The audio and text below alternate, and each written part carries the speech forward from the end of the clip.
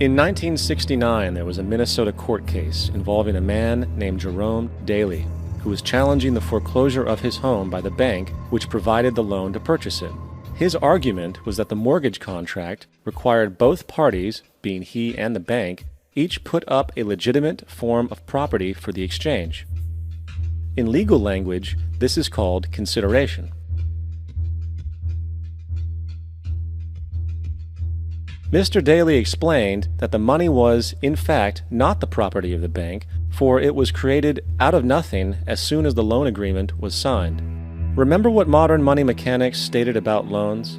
What they do when they make loans is to accept promissory notes in exchange for credits. Reserves are unchanged by the loan transactions, but deposit credits constitute new additions to the total deposits of the banking system. In other words, the money doesn't come out of their existing assets. The bank is simply inventing it, putting up nothing of its own except for a theoretical liability on paper. As the court case progressed, the bank's president, Mr. Morgan, took the stand, and in the judge's personal memorandum, he recalled that the plaintiff, bank's president, admitted that, in combination with the Federal Reserve Bank, did create the money and credit upon its books by bookkeeping entry. The money and credit first came into existence when they created it. Mr. Morgan admitted that no United States law or statute existed which gave him the right to do this. A lawful consideration must exist and be tendered to support the note. The jury found that there was no lawful consideration, and I agree. He also poetically added, "Only God can create something of value out of nothing."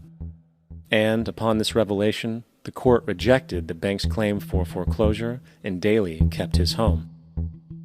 The implications of this court decision are immense.